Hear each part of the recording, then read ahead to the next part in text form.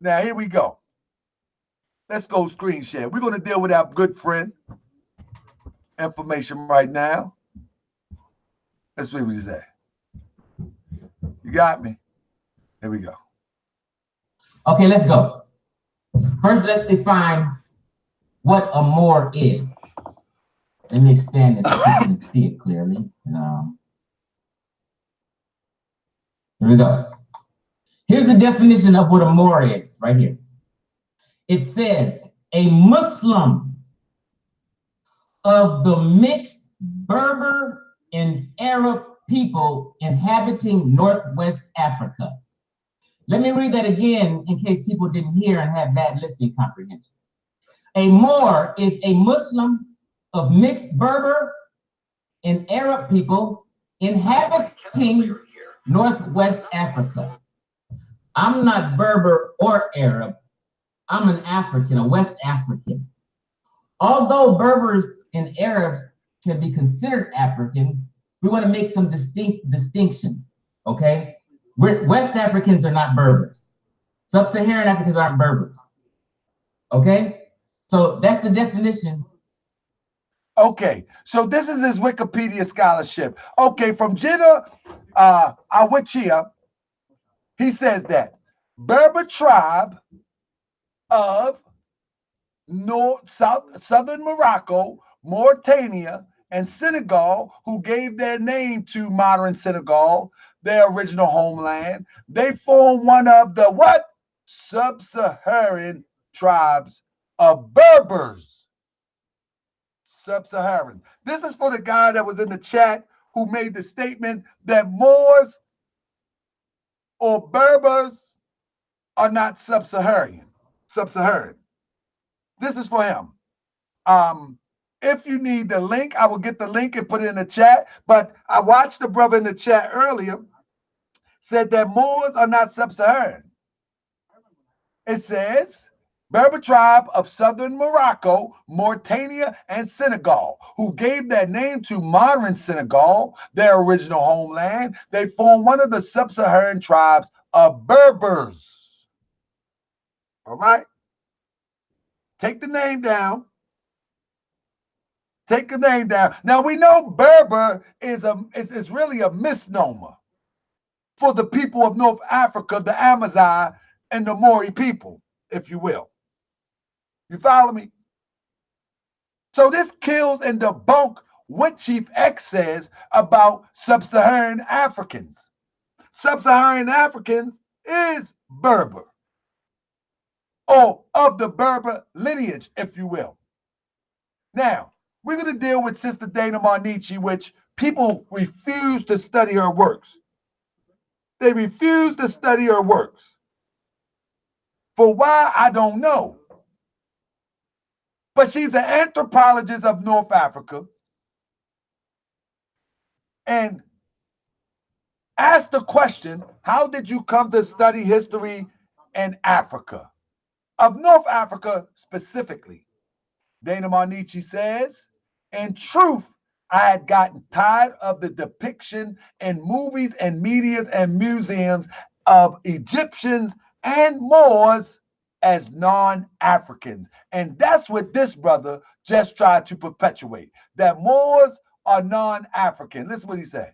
Oh, I'm an African, a West African.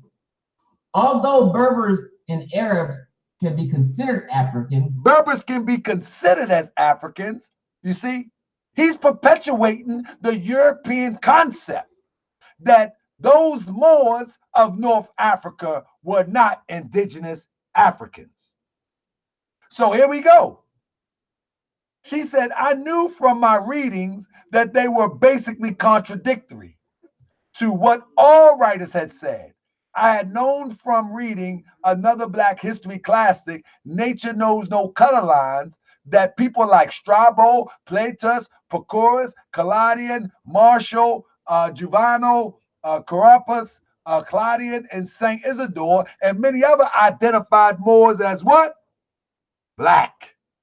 And we're using Black for the term of understanding of this dialogue. And Egyptian as Black and kinky hair. Y'all know what we're talking to, right? We're talking to an anthropologist of North Africa. You feel me? We're talking with a Europe, a sister. We're using European terms, black and all that.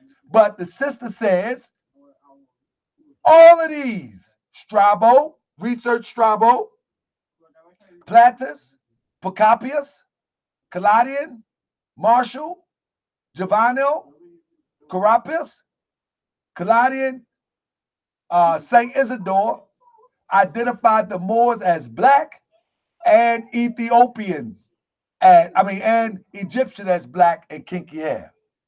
I also knew from Diop's book, African Origins of Civilization, that Diop had dispute with historian Raymond Money about ancestors of European people with surnames with variations of the name Moor, such as Morel, Moran, Moorman, Morini, etc. Money had dismissed the thought that people with such names could have ancestors were really black or Negroes. However, J.A. Rogers, years before, had published in his book the paintings from European heroes of his of purely black African men with woolly hair possessing these exact same names. And these men look more like West Africans. Again, puts the Moors in West Africa. So naturally, I was curious to find out which people they came from, since they did not look like modern day inhabitants of North African. This is Sister Dana Marnichi. This is not Wikipedia. This is Sister Dana Marnichi. Again, from Sister Dana Marnichi. I mean, from Sister Dana Marnichi. The appearance of original Berbers according to European perceptions. You follow me? According to European perceptions, all the early major Berber tribes, including Masmuda, Sanhuja, Katama, Zenata, and Nafusa, are described as dark reddish brown like Indi, or as black as Ethiopians. The original Berbers.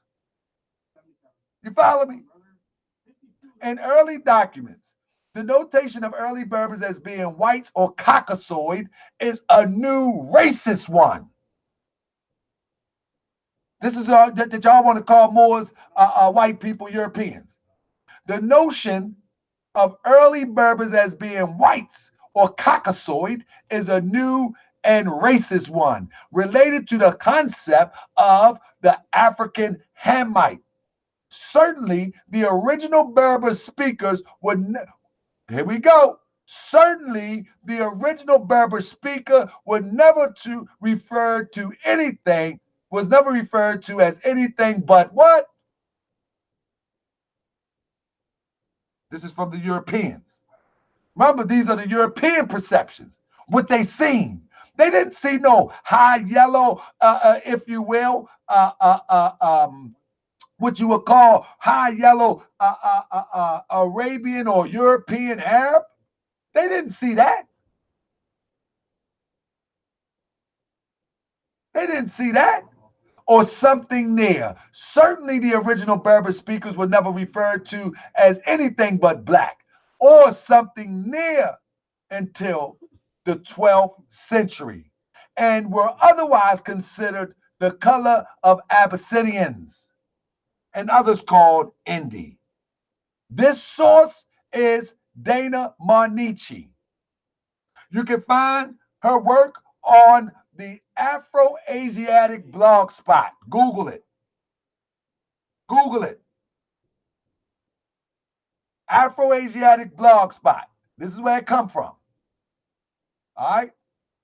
So, in closing, even the Kabbalists, a notorious fair-skinned Berber, people of North Africa are up until the 19th century described as brown, apart from a few clans. The knowledge that European was changing the complexion literally and figuratively of North Africa up to the 19th century has disappeared from modern European histories. Most know about the large part played by sub-Saharan black slaves in making of modern North Africa. The sub-Saharan people and North African people was one and the same. Why is anyway? And modern making of North Africa and Arabia, while the white slave trade, which was in fact dominant slave trade in North Africa until the fall of Constantinople, in the 15th century had been largely ignored in historical writings of the 20th century, if you will. Yet, it was only a few centuries ago European visiting North Africa commenting on the fact. On almost every street of the city, Barbary Europeans could be seen harnessed to the carts like drawn horses and selling water jars loaded on the back of donkeys. These are some of the coat of arms and noble families throughout Europe. So we know when the brother said there was no rulers, there were no rulers.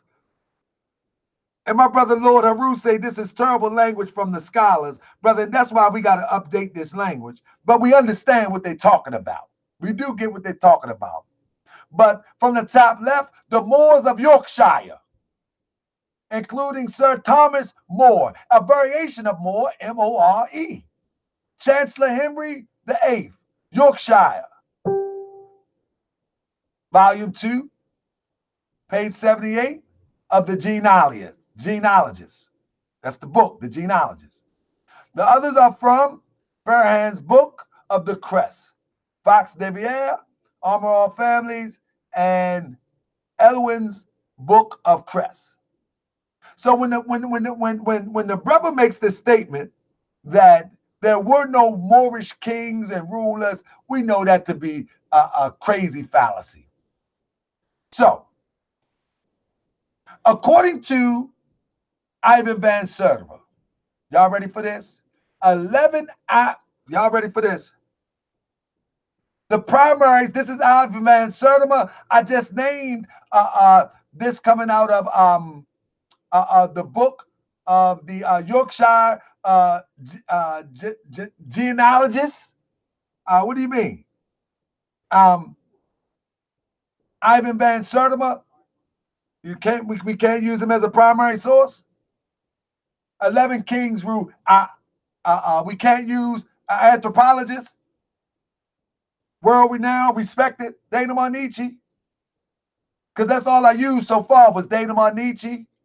I used this book, Genealogist of Yorkshire Genealogist, Volume 2, page 78. You follow me? Ivan van Sertima. And this can be, see, when you're talking about primaries, I'm going to give you what you can research. You don't have to research Ivan van Sertima. You can research his research. You can read his research. Now, when the brothers say, somebody in the chat say that when the brother say, I need to read, what he said in the chat, I need to read the book called Black Moroccos. The Barbers are not Africans, brother. Brother, when you have an unbiased opinion coming from these Europeans, and again, this is quoting Dana Marnichi.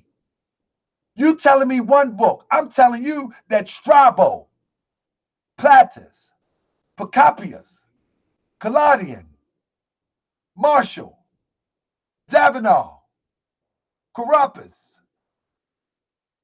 St. Isidore, and many others identified Moors as black. I'm telling you, 1, 2, 3, 4, 5, 6, 7, 8 European historians that has no horse in the race. They're only documenting what they see when they come along the land. They only document it. They don't have a horse in the race. They telling you that when they come to North Africa, they see people dark olive. They see people dark skinned to the point where they call them black. How is that not a Berber being an African? Strabo is a Greek. Strabo Greek. You talking about Strabo? You think Strabo Ethiopian? Strabo a Greek, brother. You talking about? But okay, let me not you hold me up. Okay, I was right here. Let's deal with Ivan van Sertima. You can look up Ivan van Sertima. I mean, research is research. 11 African kings ruled Spain for 157 years before the Muslim invasion in 711. Anybody know that? Anybody know that?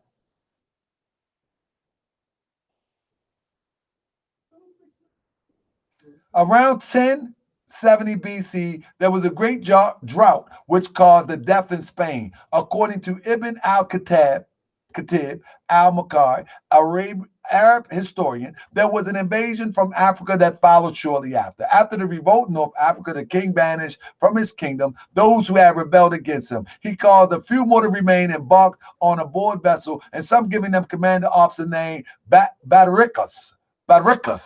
He allowed them to go whether they please. The leader of the Africans is recorded as Badaricus, if you will. So the point that I use that for is to show that African kings ruled Spain. And again, this is Ivan van Sertima, but he's actually quoting an Arab historian. You know what I mean? He actually quoting an Arab historian. Then 11, and then I already did this here. So it says the second major intrusion of African army into Spain before the Moors occurred around 700 BCE. About the same time, the 25th dynasty of Egypt. So what this is saying is that in ancient times, the area known as Spain had already been invaded by Africans.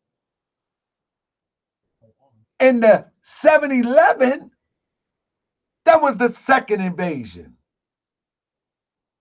That was the second invasion, if you will. So let's go with this.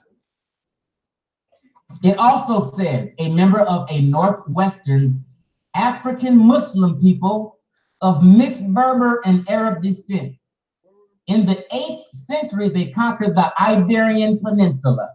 West Africans never conquered the Iberian Peninsula. You hear that? Listen. They never conquered the Iberian Peninsula. West Africans never conquered the Iberian Peninsula. Did you hear what he just said?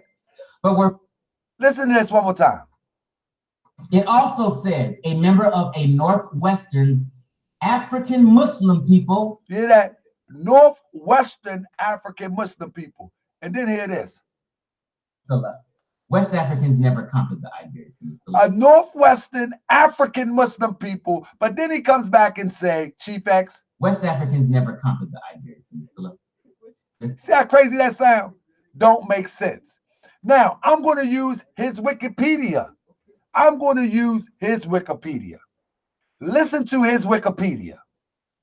Berbers or Amazigh are an ethnic group indigenous to North Africa, primarily inhabiting Algeria, North Mali, Mauritania, Morocco, Niger, northern Niger, Tunisia, Libya, and parts of Egypt. Okay. Mauritania, isn't that West Africa? Isn't that West Africa? But he says the Berbers, what did he say? He said the Berbers, let's say it again. It also says a member of a northwestern African Muslim people of mixed Berber and Arab descent. In the 8th century, they conquered the Iberian Peninsula. West Africans never conquered the Iberian Peninsula. Let's be honest. But he says West Africans never conquered the Iberian Peninsula. But even in his research from Wiki, it says that the Berber or the Amazigh are ethnic group indigenous of North Africa, primarily inhabiting Algeria, northern Mali, Mauritania, Morocco. Mauritania is West Africa all day. What is he talking about?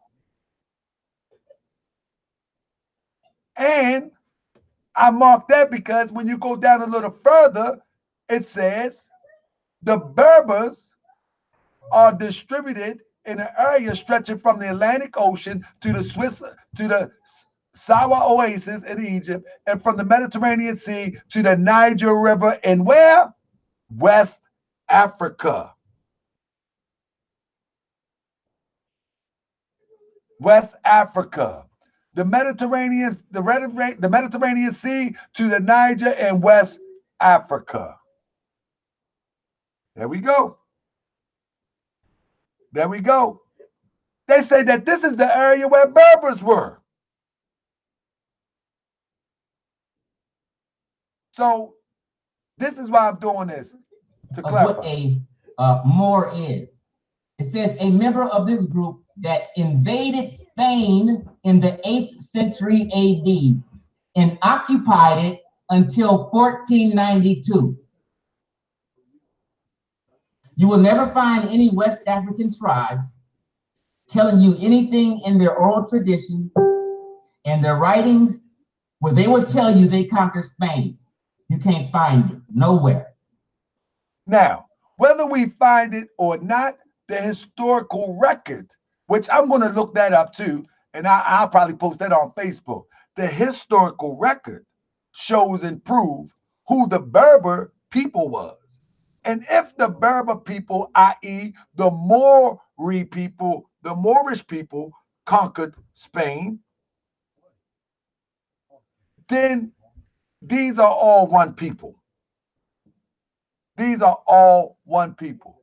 Let me see what he said about the Blackamoor now. I hope everybody can see my screen. It says Blackamoor.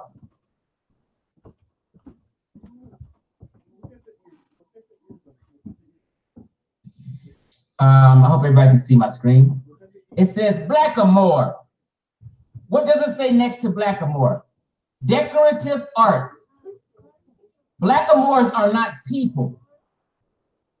Blackamoors are not a culture. Blackamoors are not an ethnic group. They are decorative art of servants. They're exotic arts. So as you see where my arrow is, it's exotic art of what? Look at the picture. Of servants, serving. It is beautiful art. It's exotic, but that's what Blackamoors are. So y'all hear this?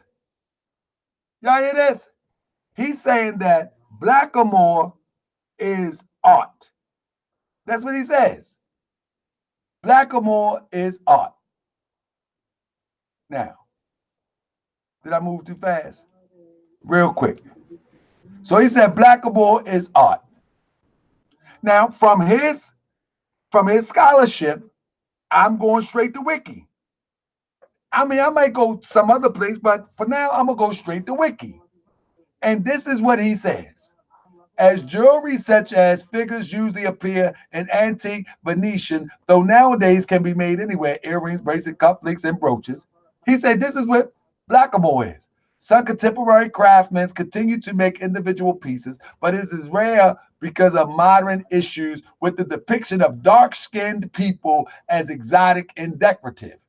They also traditional type of earring called Rajika under the name Moorish.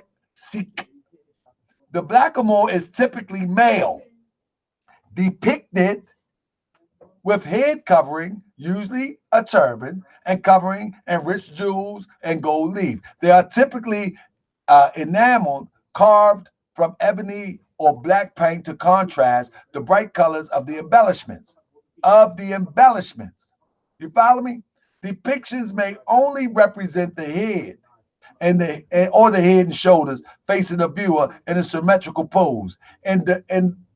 In decorative sculptures, the full body is depicted either to hold trays as visual servants or bronze scones to hold candles or light fixtures. They may be incorporated into small stand tables and adrians.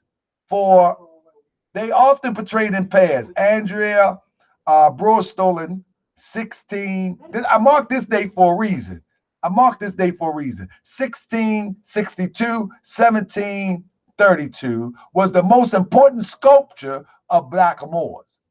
Often these blackamoors are in acrobatic positions that will be impossible to hold for any extended length of time of for a real person. Now, hold up.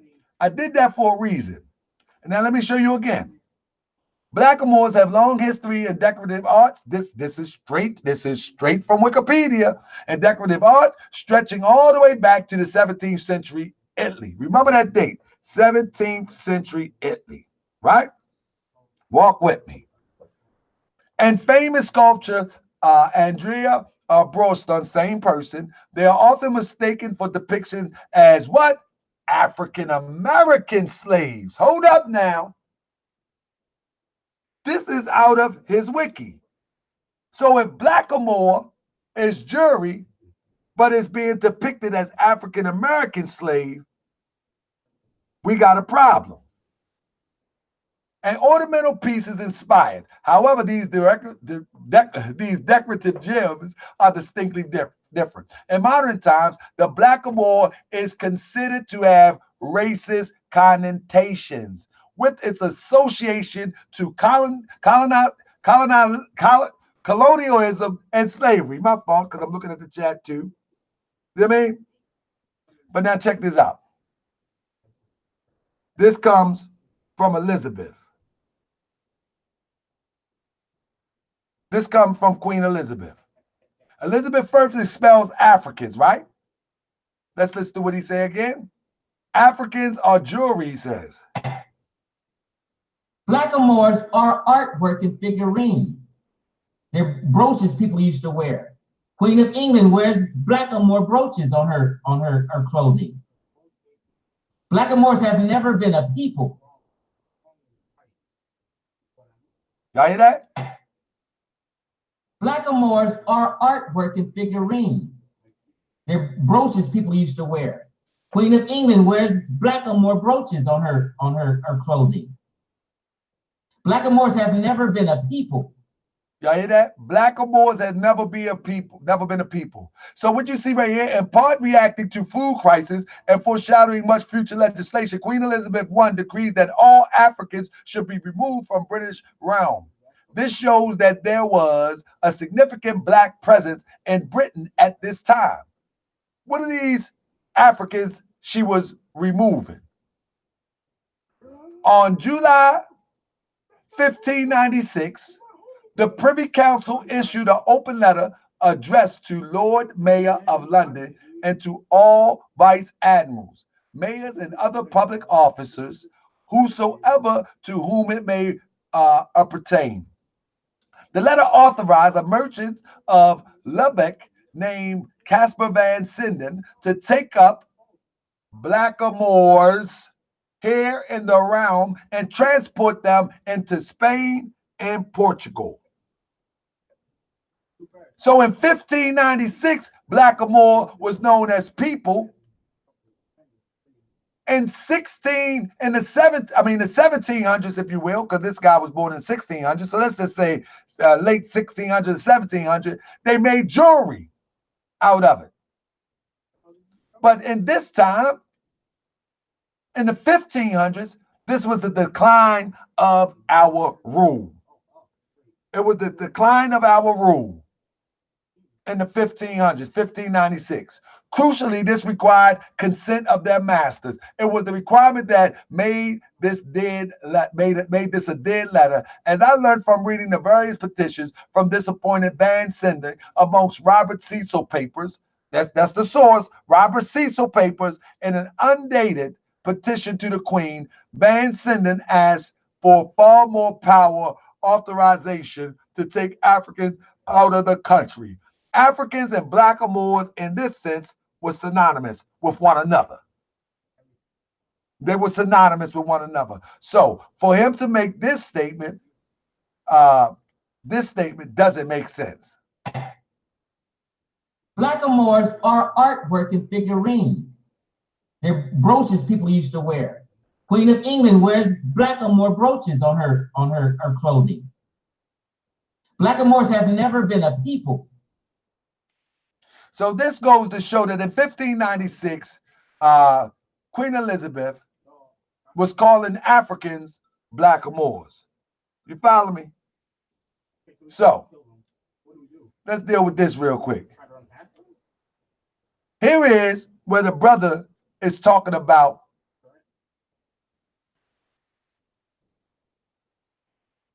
the soldiers wearing the fez. Maybe I should have did this one first. Let's see what this says.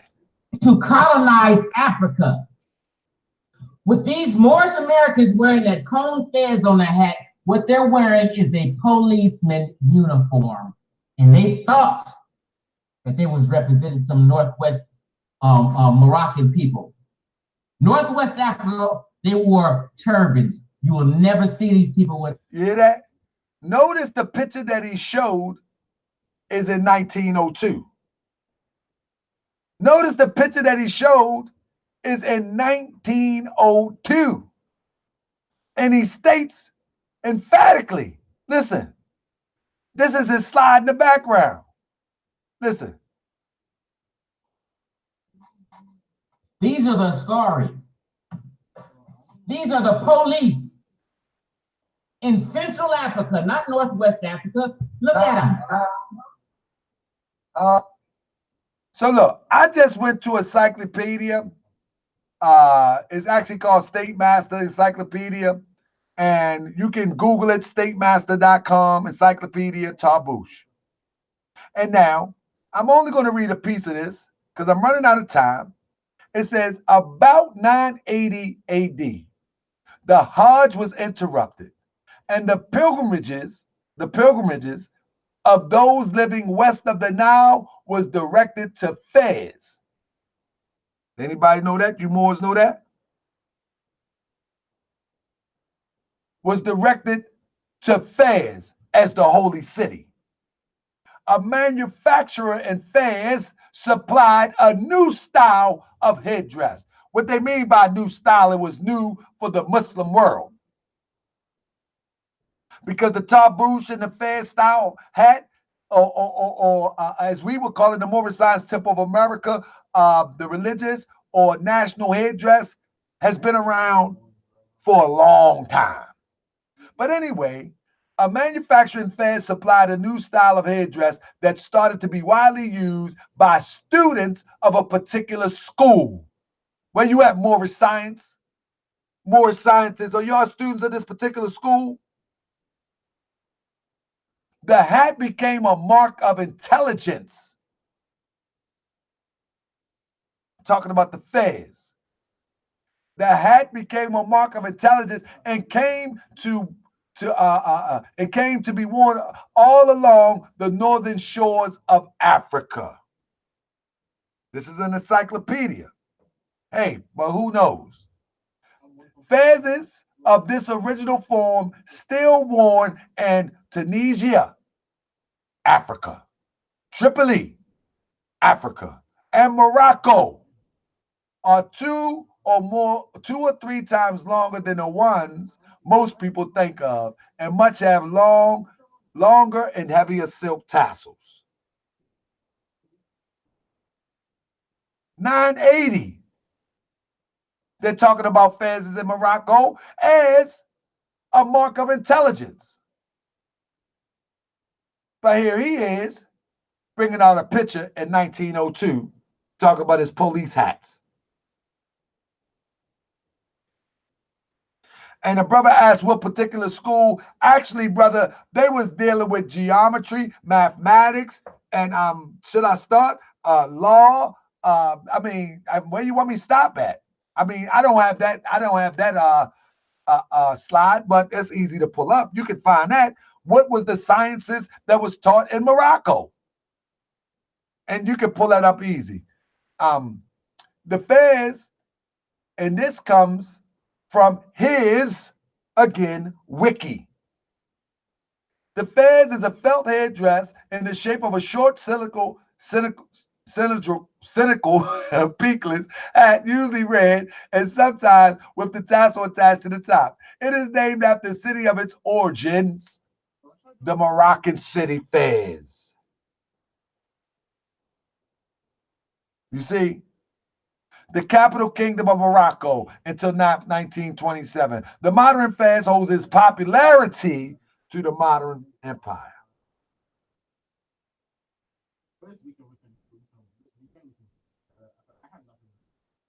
Follow me?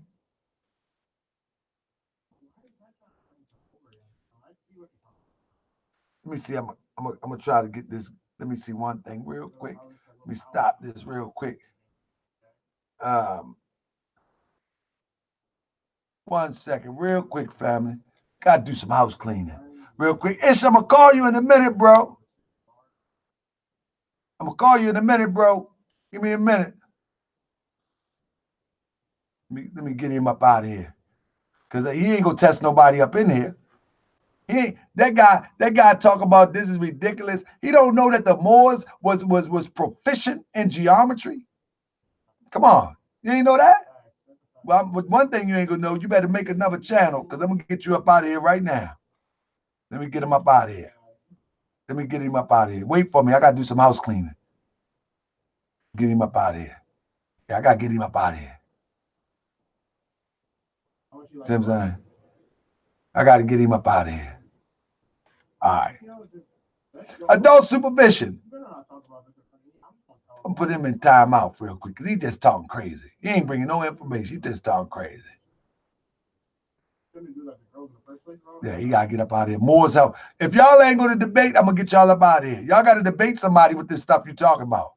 Anybody, let me. All right, before I block you or get you out of here for telling stories, before y'all telling stories, hit me with any topic you wish to debate or more on. It'll be nice. Now, if I don't see while I'm finished doing that,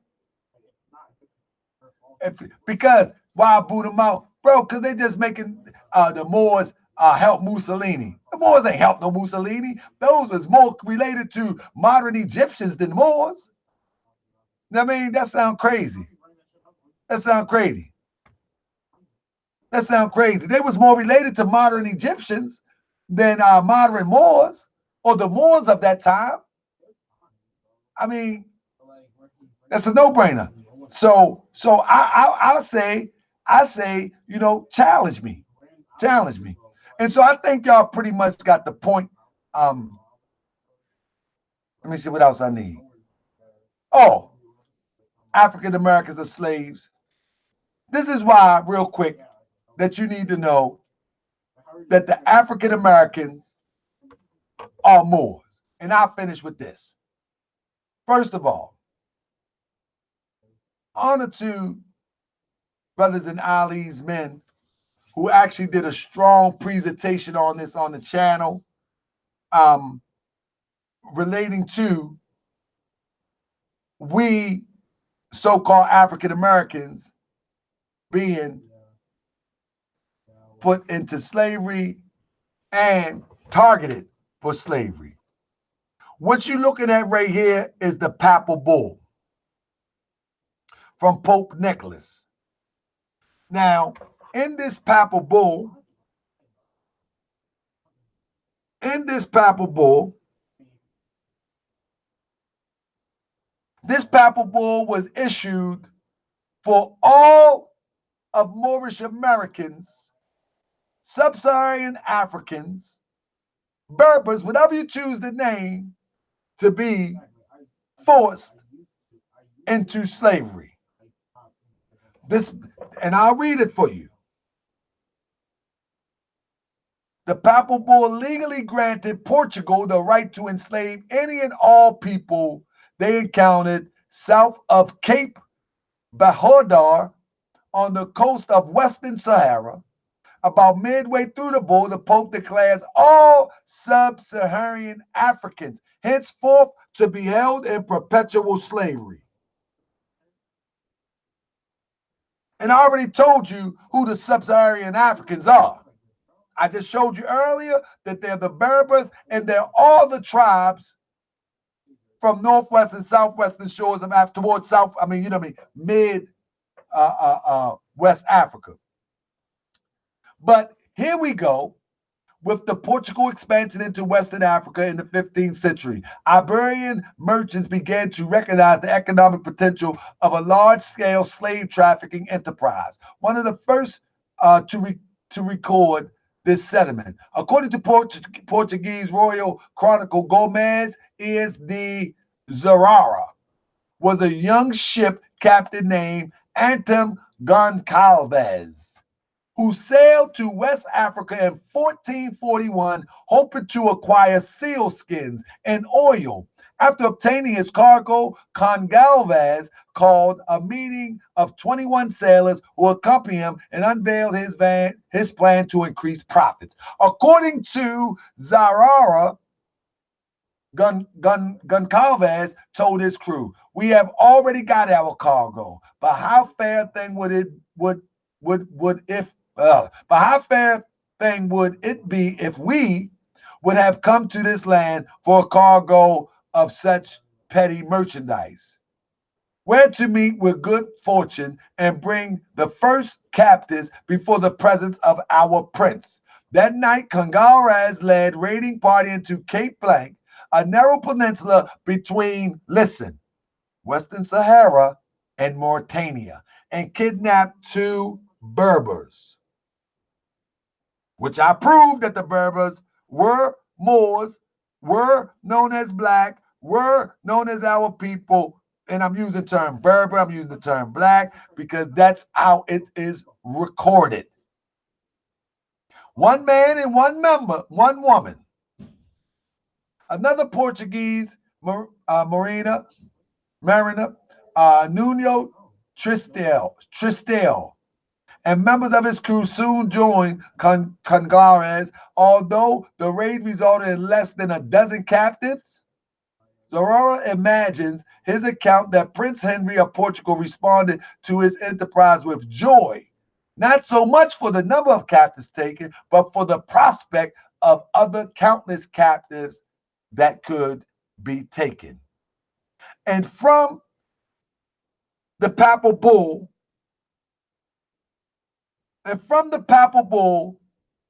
this started the transatlantic slave trade.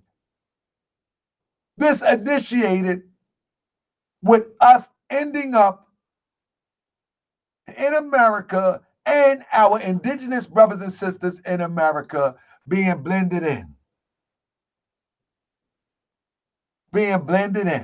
So the African American was targeted, if you will, when they was known as Berbers. The African American was targeted when they was seen as blackamoors.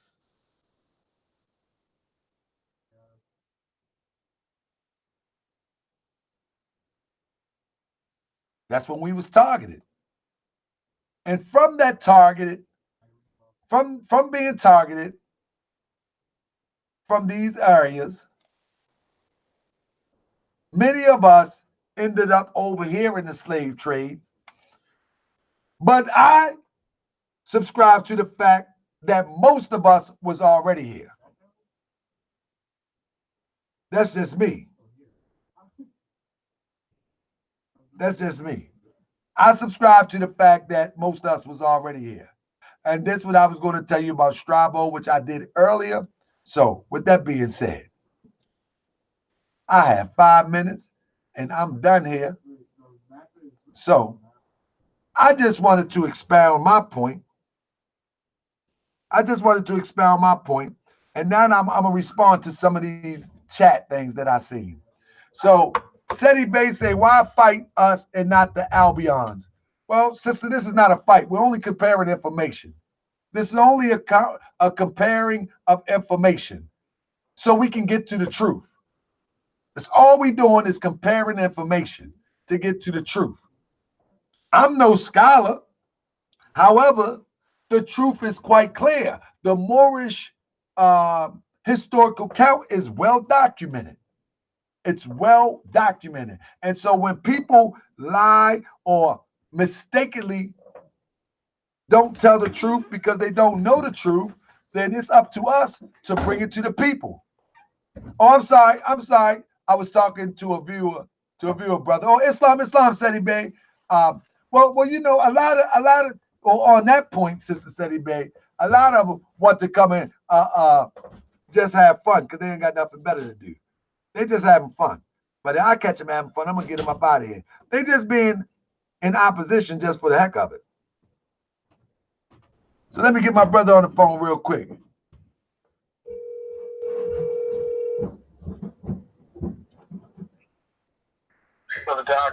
Islam, 1 second, brother. So my brother said the term Morisco translates as Moorish and applies to any Muslim that converted to Christendom. You're absolutely right, Hebrew. You're absolutely right. A Morisco was one in Spain that stayed in Spain and accepted Christianity. You're absolutely right. You ain't said nothing that we don't know. But with that being said, I haven't seen the brother take an L yet. You know, I wish he would have mopped the floor with the brother, but he's so smooth, he take it easy on his brothers. But me, I'm just anyway, I got my brother Ishmael Bay. Islam, brother. Peace and blessings, peace, God. How you doing, Bro, I'm doing well. I just wanted to some of the points that the brother put out that you already cleared. I wanted to expound upon and using his own wiki research because you didn't use no wiki. So I basically wanted to use his wiki research and show how he even neglected to read down the bottom of the wiki page. That's the whole point, brother. That's why I wanted to highlight that. You know, brother, old school. You know, back in the old school days, the wiki. He's addicted to the wiki, boy. He's a wiki. Indeed. A wiki-holic. Yes, sir. Indeed. Easily. Yeah, man. I mean, when you're trying to face off with a person who's really trying to convince you that black or Moors are not even people, you just got to ask them a simple question. Then, what does the tawny Moor mean? Facts. Because, you know, tawny, these are descriptions of Moors. Black or Moor was a description of a certain kind of a Moor. A tawny Moor is where you get the word tan from. So that means a tan-colored Moor. So in history, absolutely. you see people listed as tawny Moor, black or Moor, or even if they're more pale, they'd be considered white Moors. These are descriptions. I mean, they're trying to say that people are, you know, just, you know, furniture and jewelry and stuff. Come on, man. Ain't nobody falling for that. But the silly thing about it is, and I know Garfield making that up, that he hear people saying that Chief X beat. I haven't heard anybody say Chief X beat unless somebody just agitating. But that's all, man. The people who are against the Moors are going to be against the Moors regardless, no matter what. But because at the end of it, yes, sir, brother. I just wanted to say the bad part about it is, man, one of my grand sheiks told me, man, good friend of mine, G. Turner L, one of my former grand sheiks, he told me one time, which was very useful to me. A lot of people see me on this show and they think I'm attacking people. I'm about division when I'm really not. I'm really just want to challenge people and then let them challenge the information, and we try to get to the truth in actuality. But that's right. one of my measuring sticks is with an old, I ain't gonna say, oh, he might jump on me, but one of my elders or my brother, my friend, one of my grand sheiks, he said to me, he said, Moore, I used to always want to be right. And that may seem like my personality right now, but in reality, I'm doing this to cause interest to the Moorish paradigm, to let people know that we are here, we ain't going nowhere, and it's real and live and living color. However, the brother told me one time, he said, Moore, sometimes you got to understand instead of trying to be understood. And I think that's a lesson in life. Many people that talk about the Moors, they talk from a perspective of not trying to understand. Because if you truly try to understand, you will get a better concept. You know what I mean? You will get a totally different concept. But if you're just trying to be understood from your scholarship from Wikipedia, from your limited knowledge of the Moorish Science Temple of America, from all of this pseudo information online, and then you're trying to get somebody to understand you from that perspective, you will never understand Moorish science. So it's better to try to understand instead of trying to be understood. Try to put yourself in a position to say, if I accepted this, why would I accept it? And then do a historical account. You follow me? Absolutely. It totally makes sense. And I definitely agree with that 100%. At the end of the day, a person has to look within themselves, and either you're going to be a person of integrity and be seeking truth, or you're a person who's going to push a false agenda. Right. So you saw multiple examples of the truth being right there in front of my opponent, and him still not acknowledging the truth.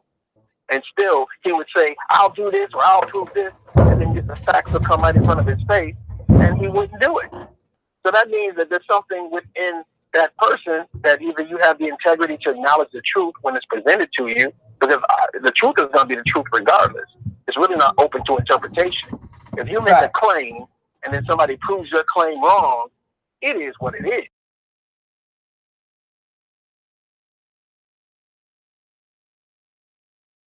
Or you see somebody else saying, yeah, there was more of the truth being presented, and that person's still not acknowledging because his mind was already made up. And his supporters' minds are already made up.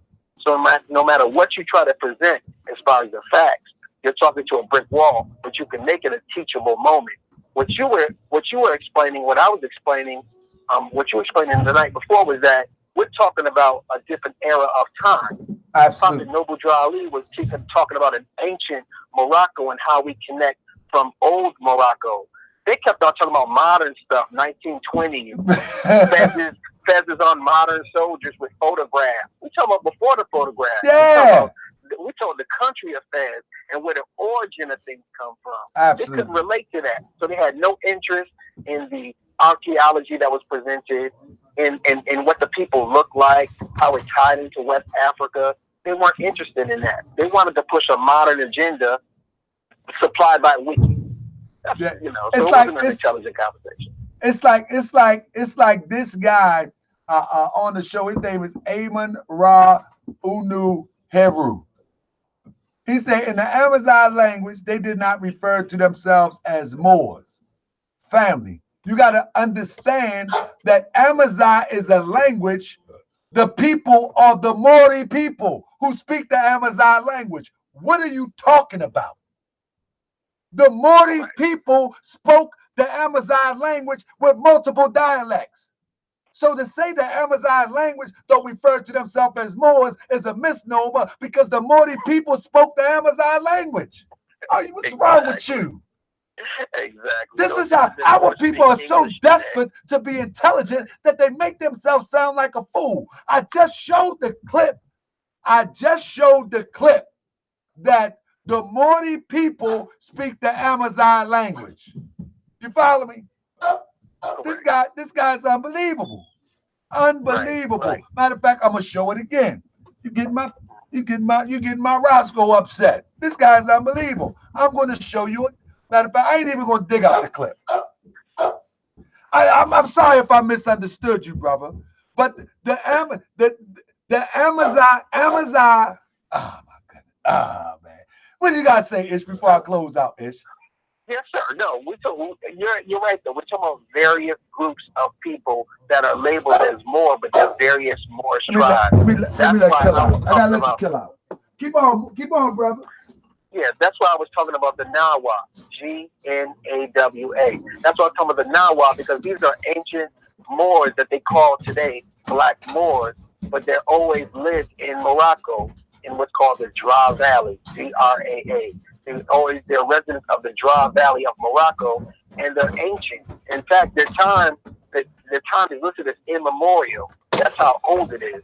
So these ancient so-called black tribes have always resided in Morocco, and these people were also brought into slavery and brought over to the Americas. So those are the kind of people that we were tracing, letting them know they're still talking about pale Arabs and people that came much later.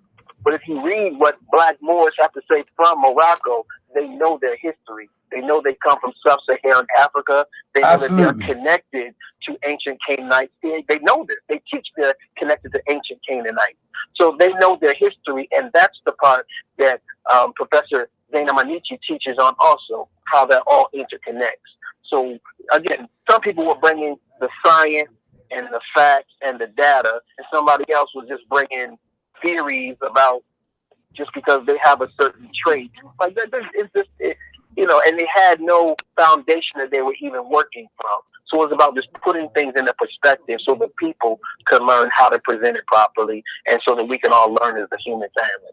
That's what it was about, bro. And I'll say this, and I'm gonna do a wiki real quick, but you can do the research yourself.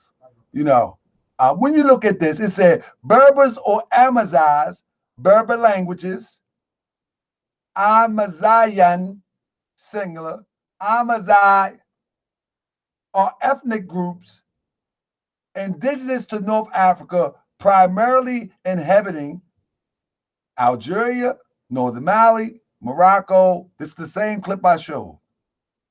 So when you look at Amazigh, just their ethnic groups, but you're referring to a language too. And so when you say in the Amazigh language, which is, I think the actual language, one of the dialect is Tamazigh, something like that, if I'm not mistaken. But what I'm saying is that the Berber is a misnomer because they're the Berberi people.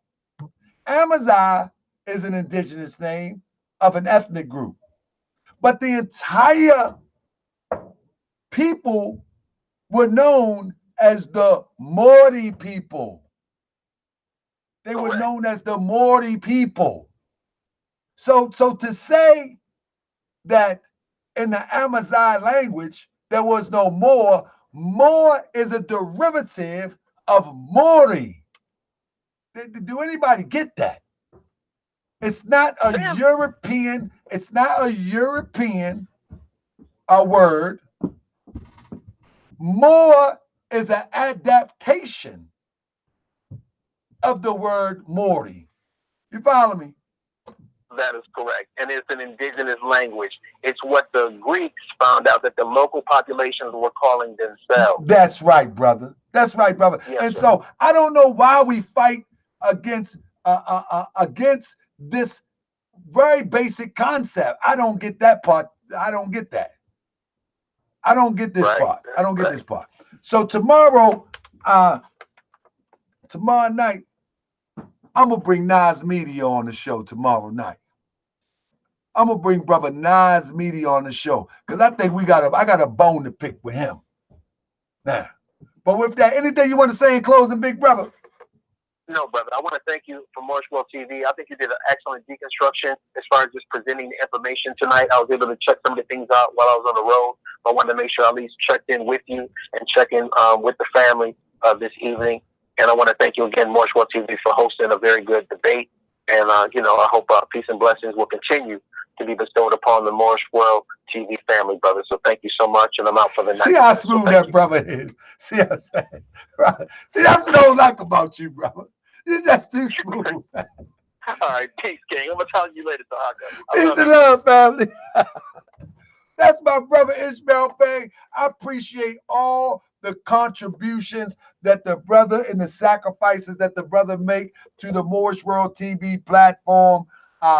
Hopefully, I can get somebody will email me that think they know something. I got my brother Sharif up for Monday to talk to Brother Garfield. If anybody got a dispute with the Moorish Americans, come on, you can solve it right here. Bring your slideshows, bring your information, and we can get busy. You feel me? The only reason I did this, I didn't do this to come behind my brother Ishmael, baby, because he did a wonderful job. But I just seen ATM. I seen the ATM, another teaching moment. So I took the opportunity to cash out on another teaching moment. Thank y'all again. Everybody, thumbs up, share this video. I'm going to keep bringing you the information. If anybody disagree with anything I say, email me at tahakabay at yahoo.com. I will respond and we will set up a dialogue. You can also bring your own moderator because you know I do get a bit excited like Garfield say. But you can bring your own moderator. That's right. These t-shirts be on sale soon. Noble Temples. We for the young, the unborn, and the willing. But you will be able to bring your own moderator. So with that being said, thank you for joining me tonight. I'm tired. I got to go. I got things to do. And people got to go to school tomorrow. Islam, peace and love. Got to go.